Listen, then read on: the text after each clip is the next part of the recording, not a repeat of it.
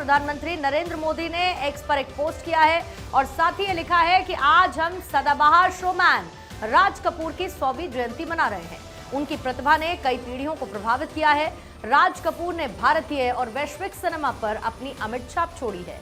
उनकी फिल्मों का संगीत भी काफी लोकप्रिय है। मैं राज कपूर को श्रद्धांजलि अर्पित करता हूं। इससे पहले कपूर खानदान प्रधानमंत्री मोदी से मुलाकात करने के लिए और 100 बर्थ एनिवर्सरी राज कपूर की, उसके लिए न्योता देने के लिए, उस कार्यक्रम में शामिल होने के लिए पहुंचा था। पूरा का पूरा कपूर खानदान प्रधानमंत्री नरेंद्र मोदी से मुलाकात करने के लिए और उसकी झलकियां प्रधानमंत्री की तरफ से साझा भी की गई थी। और इसी बीच में प्रधानमंत्री मोदी ने ये पोस्ट करते हुए बधाई दी है। वहीं एक देश एक चुनाव पर फैसला आते ही पक्ष और विपक्ष दोनों की ही प्रतिक्रिया सुनने को मिली और इसी कड़ी में केंद्रीय मंत्री गिरिराज सिंह की प्रतिक्रिया सामने आई। उन्होंने कहा कि एक देश एक चुनाव देश के सर्वोत्तम हित में है। देश में बार बार चुनाव होते हैं जो कि विकास में बाधा डालते हैं। प्रस्ताव पूर्ण रूप से लागू होते ही देश को मिलेगी मजबूती। वन इलेक्शन देश हित में है। देश हित में इसलिए है कि विकास रुकता है, खर्चे उससे बचते हैं, नेशन को और मजबूत बनाएगा, विकास होगा, ये है। और उसमें क्लाउज है कि अगर किसी को कुछ होगी घटना तो उसमें आएगा, कुछ जो होगा संशोधन होगा, लोग देंगे। लेकिन वन नेशन वन इलेक्शन देश हित में है। भारतीय जनता पार्टी के वरिष्ठ नेता एल.के. आडवाणी की तबीयत एक बार फिर से खराब हुई। उन्हें आज दिल्ली के अपोलो अस्पताल में भर्ती कराया गया, जहां वो आईसीयू में एडमिट हैं। लालकृष्ण आडवाणी की हालत काफी स्थिर बताई जा रही है। अभी हेल्थ बुलेटिन जारी हो चुका है। पिछले 4 से 5 महीनों के अंदर करीबन चौथी बार ऐसा मौका है जब वो अस्पताल में पहुंचे हैं। फिलहाल डॉक्टर्स की निगरानी में है, इलाज लगातार जारी है। शुक्रवार को मुख्यमंत्री सुखविंदर सिंह सुक्खू जिला शिमला के चौपाल दौरे पर थे। कुपवी में कई परियोजनाओं का उद्घाटन किया। मुख्यमंत्री रात्रि ठहराव के लिए टिक्कर गांव पहुंचे। मुख्यमंत्री ने स्थानीय ग्रामीण के घर पर रात्रि भोज किया। मुख्यमंत्री को जो परोसा जाना था उसका सरकारी मेन्यू बाहर आया तो बवाल खड़ा हो गया। मेन्यू में जंगली मुर्गे का जिक्र था, जो वन्य जीव संरक्षण अधिनियम के तहत सुरक्षित प्रजाति है। ऐसे में इस पर सवाल खड़े हुए। बीजेपी ने मामले पर मुख्यमंत्री और प्रदेश सरकार को घेरना शुरू किया। नेता प्रतिपक्ष जयराम ठाकुर की प्रतिक्रिया भी सामने आई और अपनी आधिकारिक एक्स हैंडल पर उन्होंने लिखा कि जनता के घर द्वार जाकर लोगों की समस्याओं की निराकरण करने की हमारी योजना। जनमंच से जिनको आपत्ति थी वो आज गांव-गांव जाकर पिकनिक मना रहे हैं। साउथ सुपरस्टार अल्लू अर्जुन को तेलंगाना हाईकोर्ट से जमानत मिलने के बाद आज सुबह हैदराबाद सेंट्रल जेल से उन्हें रिहाई मिली है। एक्टर के पिता अल्लू अरविंद और ससुर कंचला चंद्रशेखर उन्हें रिसीव करने के लिए जेल पहुंचे। अल्लू अर्जुन की रिहाई से उनके फैंस काफी खुश हैं और इस दौरान उनका परिवार भी भावुक नजर आया। कल बीती रात अल्लू अर्जुन ने जेल में बिताई, जिसके बाद आज उनकी रिहाई हुई। वहीं संध्या थिएटर में भगदड़ और महिला की मौत मामले में साउथ के सुपरस्टार अल्लू अर्जुन को कोर्ट से रिहाई मिल गई है। लेकिन अल्लू की गिरफ्तारी को लेकर बीजेपी के नेता टी राजा सिंह ने कांग्रेस की रेवंत रेड्डी सरकार पर प्रतिक्रिया दी और कहा कि अल्लू अर्जुन को कांग्रेस निशाना बना रही है। राष्ट्रीय पुरस्कार विजेता होने पर निशाना उन्हें बनाया जा रहा है। ये भी कहा कि संध्या थिएटर के मालिक ने एक पत्र जारी किया था। उनका कहना है कि उन्होंने हैदराबाद के सीपी को सूचित किया था कि अल्लू अर्जुन, अभिनेता, निर्देशक और अन्य सभी लोग वहां पर पहुंच रहे हैं। संध्या थिएटर के जो मालिक है उन्होंने एक लेटर अभी इशू किया।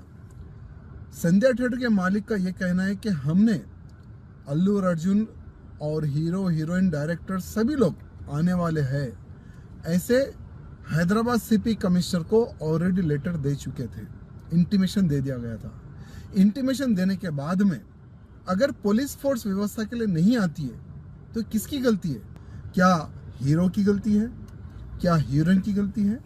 किसकी गलती है? शंभू बॉर्डर पर आज एक बार फिर से संग्राम छिड़ गया। किसान शंभू बॉर्डर से दिल्ली जाने पर अड़े हुए हैं। 101 किसानों का जत्था दिल्ली कूच करने पर अड़ा है और किसानों को रोकने के लिए पुलिस वाटर कैनन का इस्तेमाल करती हुई नजर आई। किसानों को आगे बढ़ने से रोकने के लिए आंसू गैस के गोले भी छोड़े गए।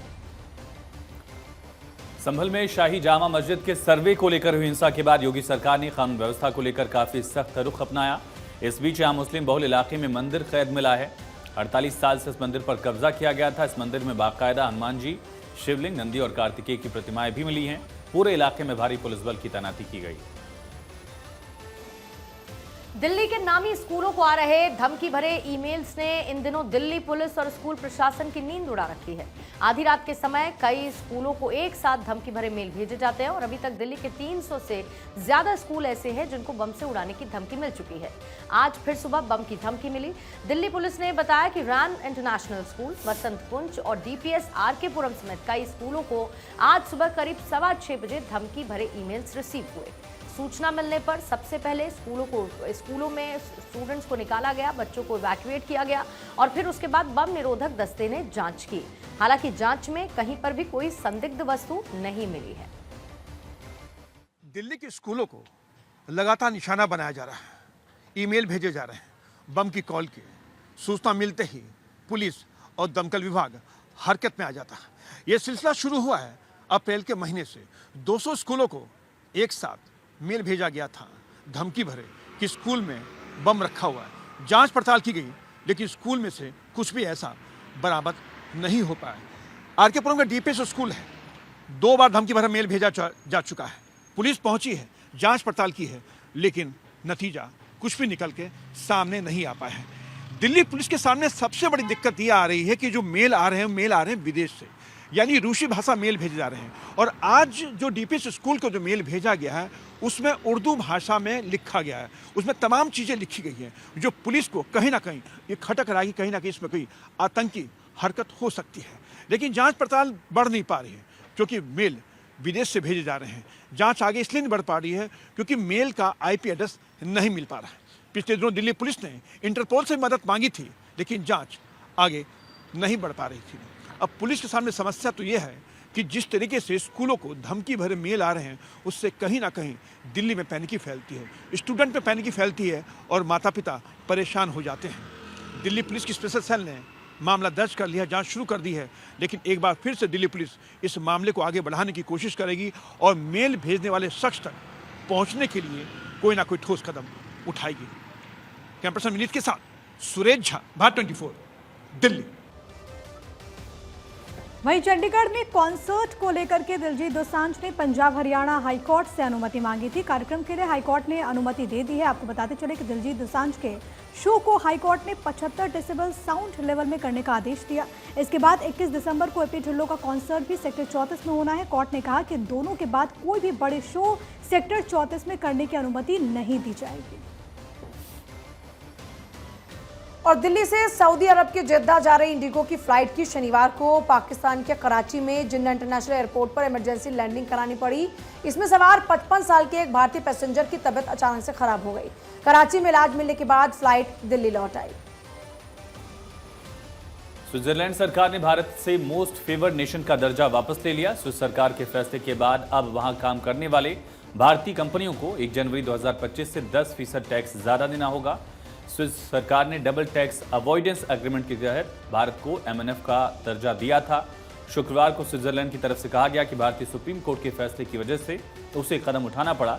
दरअसल पिछले साल नेस्ले से संबंधित एक मामले में सुप्रीम कोर्ट ने फैसला दिया था डबल टैक्स अवॉइडेंस एग्रीमेंट तब तक लागू नहीं किया जा सकता जब तक कि इसे इनकम टैक्स एक्ट के तहत नोटिफाई न किया जाए। भारतीय विदेश मंत्रालय का शुक्रवार को कनाडा की मीडिया पर भारत को बदनाम करने को लेकर रिएक्शन आया है। विदेश मंत्रालय के प्रवक्ता रणधीर जायसवाल ने उन कनाडाई मीडिया रिपोर्ट्स को खारिज कर दिया जिसमें दावा किया गया कि भारत ने कुछ कनाडाई नागरिकों को वीजा नहीं दिया। दरअसल हाल ही में कनाडा के मीडिया से कुछ ऐसी खबरें आई जिसमें ये आरोप थे कि भारत वीजा पॉलिसी का गलत इस्तेमाल कर कनाडा के मामलों में दखल दे रहा है। भारत ने कई कनाडाई नागरिकों को खालिस्तानी एजेंडा का समर्थन करने की वजह से वीजा नहीं दिया। भारत सरकार वीजा पॉलिसी का इस्तेमाल कर उनके आंतरिक मामलों में दखल दे रही है और इस पर विदेश मंत्रालय के प्रवक्ता रणधीर जायसवाल ने कहा, हम कनाडा के मामलों में नहीं बल्कि वो हमारे मामलों में दखल दे रहे हैं।